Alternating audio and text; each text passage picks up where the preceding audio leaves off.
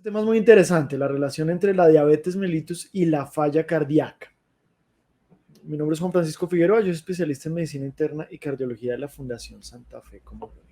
No tengo conflictos de interés para esta conferencia. Y primero, una pregunta importante, ¿por qué tenemos que hablar de este tema? En relación a la falla cardíaca solamente, pues el impacto y carga de la enfermedad a nivel mundial es muy grande. Estamos diciendo que en general el riesgo de que una persona desarrolle falla cardíaca a través de su vida, eso se va a presentar en una de cada 5 personas. Estamos hablando de que a nivel mundial hay más de 26 millones de personas con falla cardíaca y es la primera causa de hospitalización y de consulta a los servicios de urgencia. Los pacientes con falla cardíaca tienden a tener hospitalizaciones múltiples.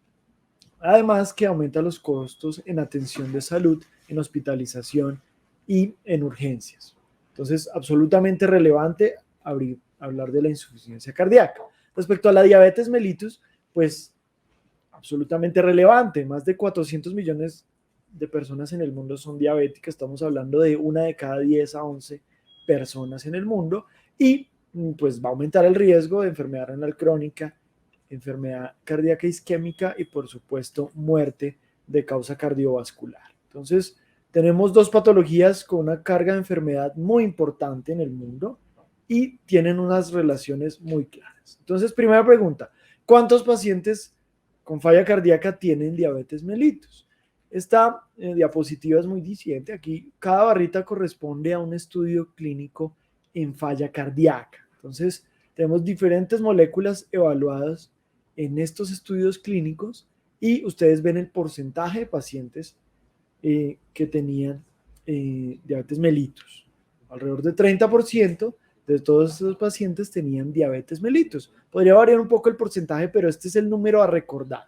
De los pacientes con falla cardíaca, alrededor de 30% de ellos tienen diabetes mellitus. La pregunta contraria sería, ¿cuántos pacientes diabéticos tienen falla cardíaca? Pues definitivamente el riesgo se duplica al tener diabetes mellitus. Es el doble de riesgo de presentar falla cardíaca si tenemos diabetes mellitus. Y aquí lo vemos en la gráfica. A través del paso de los años va aumentando el riesgo de falla cardíaca, pero en el paciente diabético, que es la línea azul, pues el riesgo es mucho, mucho mayor. Entonces el número a recordar es que 15% de los pacientes diabéticos tienen falla cardíaca. Por supuesto que este porcentaje varía de acuerdo a las comorbilidades que se presentan. Estamos hablando de que se duplica el riesgo de falla cardíaca y se triplica el riesgo de enfermedad renal crónica. ¿Qué pasa con la prediabetes? Entonces este es un slide muy importante porque, fíjese, dos estudios muy dicientes de falla cardíaca, el PARADIGM y el DAPA-HF, que evaluaron moléculas que impactan en la falla cardíaca con fracción de eyección reducida. ¿Sí? Y nosotros vamos a ver cuántos pacientes tenían diabetes mellitus. La clasificación fue un poco diferente. Miremos en el PARADIGM. 30% de los pacientes diabéticos, 22% diabéticos. Sin embargo, había un límite que catalogaron como diabetes no diagnóstica, sin embargo, no eran niveles normales. Se pueden catalogar como prediabéticos también, es decir, solo 23% de ellos eran normoglucémicos. En el DAPA-HF, que es un estudio más reciente, la clasificación fue diferente y consideramos prediabetes arriba de 5.7% de glicada. Entonces, esto es muy importante. No solo el criterio de diabetes mellitus, sino la prediabetes también. Es decir, de estos estudios de pacientes con falla cardíaca con fracción de eyección reducida, solo 20% de los pacientes tenían normoglucemia. Entonces, tenemos claro que es una relación estrecha y bidireccional entre estas dos patologías. ¿Y por qué se explicaría esto? Primero que todo, hay factores de riesgo que están común para las dos enfermedades. La edad, el género, hipertensión, obesidad y la raza son factores de riesgo comunes. Por supuesto que hay dos patologías que se van a asociar mucho en las dos enfermedades, como la enfermedad coronaria. Entonces, una diabetes no controlada nos puede llevar a enfermedad coronaria que nos puede llevar a falla cardíaca. Esto ocurre muy frecuentemente, lastimosamente, cuando no hacemos un control adecuado de los factores de riesgo. Y muchos autores podrían decir que no es un binomio, sino un trinomio, porque la enfermedad renal crónica es una patología muy asociada con estos pacientes y determina un pronóstico adverso. Entonces es importantísimo el control de estos factores de riesgo comunes. Sin embargo, la enfermedad coronaria no es un paso absolutamente necesario para llegar a la falla cardíaca. El paciente diabético y la cardiopatía diabética tienen una escala de enfermedad muy variable. Ustedes ven en esta representación del iceberg cómo la disfunción diastólica inicial, una alteración de la relajación, el ventrículo todavía tiene una fracción de eyección conservada en su función sistólica, pero empieza a haber disfunción para relajarse. Entonces vamos a tener alteración en el metabolismo del calcio, estrés oxidativo, inflamación, ¿sí? La lipotoxicidad, que es absolutamente relevante en nuestros pacientes obesos, y todo esto acompañado de la hiperglicemia. Vamos a ir deteriorando esa función cardíaca hasta que nos encontramos con una disfunción sistólica. Los síntomas y signos, por lo que decimos que hay falla cardíaca, hasta muerte de causa cardiovascular, pero insistimos, la enfermedad coronaria no es necesaria para llevar al paciente a falla cardíaca siendo diabético. Entonces, repasemos un poquito esa lesión orgánica y el desenlace de falla cardíaca manifiesta va a estar asociado a todos estos factores de riesgo. Como lo dijimos, el estrés oxidativo, lipotoxicidad y la inflamación son factores comunes presentes en la diabetes mellitus y que pueden desencadenar falla cardíaca. Entonces, tendremos que intervenir estas vías metabólicas para generar un beneficio en nuestros pacientes tanto diabéticos como con falla cardíaca o las dos. Un punto importante es el papel de la monoamina glicada en el pronóstico de los pacientes con falla cardíaca. Disminuir y controlar los niveles de glicada con un tratamiento intensivo puede tener beneficios especialmente en desenlaces microvasculares. También podemos encontrar beneficios en la aparición de la falla cardíaca. Aquí vemos que hay un 16% de disminución por cada 1% de disminución de niveles de glicada. Sin embargo, en los desenlaces, lastimosamente, aquí nosotros vemos un metaanálisis con varios de los estudios que intervinieron los pacientes diabéticos, terapia intensiva para disminuir esos niveles de glicada. Sin embargo, las hospitalizaciones y muerte por falla cardíaca no se modificaron a pesar de disminuir los niveles de glicada. Entonces es un factor de riesgo independiente. El paciente diabético tiene un riesgo incrementado de falla cardíaca a pesar de que lo llevemos a unos niveles normales de hemoglobina glicada. Entonces no debemos ser pasivos, no debe haber inercia médica en llegar solamente al control de la hemoglobina glicada porque pues no predice ese desenlace adverso que no queremos, que son hospitalizaciones por falla cardíaca. ¿Hay alguna manera de predecir la aparición de falla cardíaca en el paciente diabético? Pues sí la hay, y hay diferentes scores que pueden predecir este riesgo. En pacientes que aún no han tenido síntomas, es decir, paciente diabético sin signos ni síntomas de falla cardíaca, este es un modelo muy interesante, una publicación relativamente reciente que utilizó Machine Learning para buscar qué factores de riesgo podían predecir la falla cardíaca. Encontró que la edad, la obesidad, los niveles de presión arterial y algunos paraclínicos séricos y la medición del QRS en el electrocardiograma, así como los antecedentes de enfermedad coronaria previa, eran factores de riesgo comunes para predecir estos niveles. Entonces, tenemos la posibilidad de estimar esa ocurrencia de falla cardíaca y, por supuesto, tenemos la oportunidad de evitarlo preveniendo todos estos factores de riesgo asociados. Aquí vemos cómo, a medida de que estos factores eran más frecuentes, pues el riesgo de ocurrencia de falla cardíaca era mucho mayor.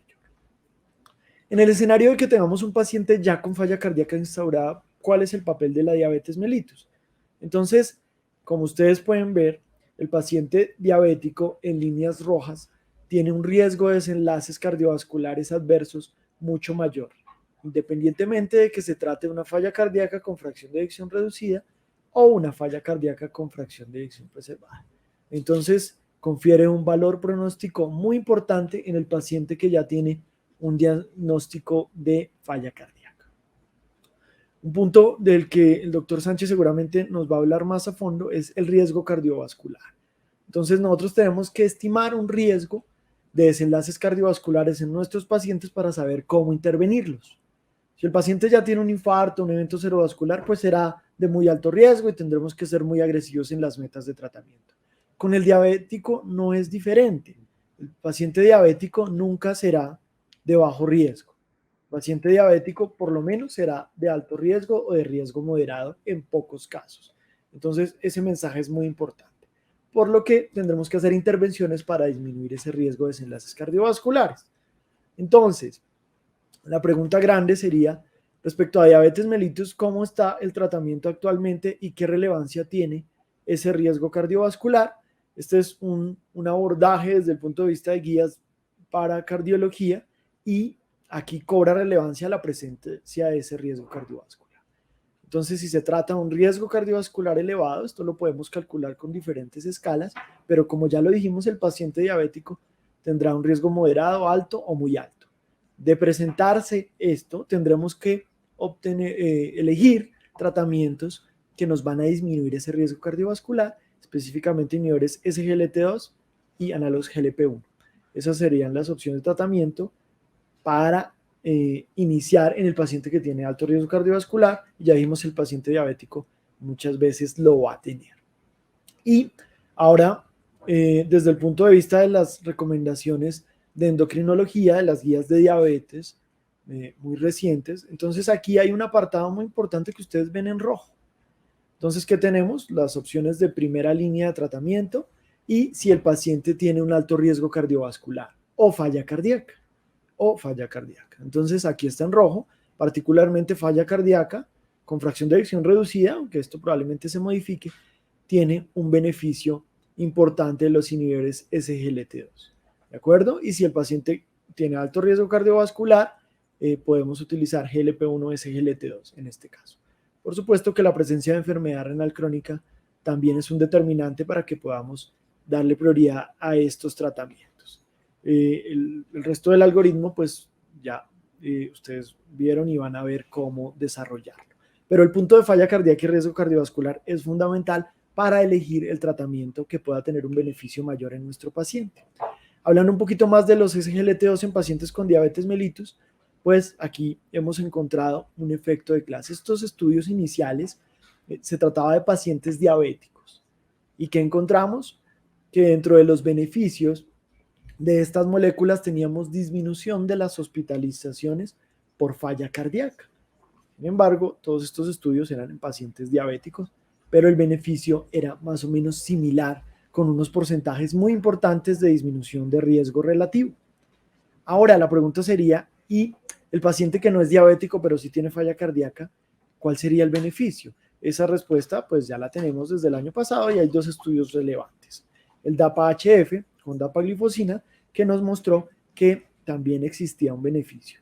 Ustedes van a ver aquí un porcentaje de 45%, pero el estudio no se trataba de analizar los pacientes sin diabetes. Claro que sí, pero como lo vimos, si tomamos pacientes con falla cardíaca, un porcentaje no despreciable va a tener diabetes mellitus. Entonces ya lo vimos, alrededor de 30% en promedio. Y en esa población de falla cardíaca encontramos un beneficio en desenlace primario, que era ese empeoramiento de la falla cardíaca, hospitalizaciones por falla cardíaca y muerte de causa cardiovascular, además como un beneficio de ese desenlace primario. Entonces, la molécula tuvo un beneficio tanto en pacientes diabéticos como en no diabéticos, que es lo que podemos ver en esta gráfica.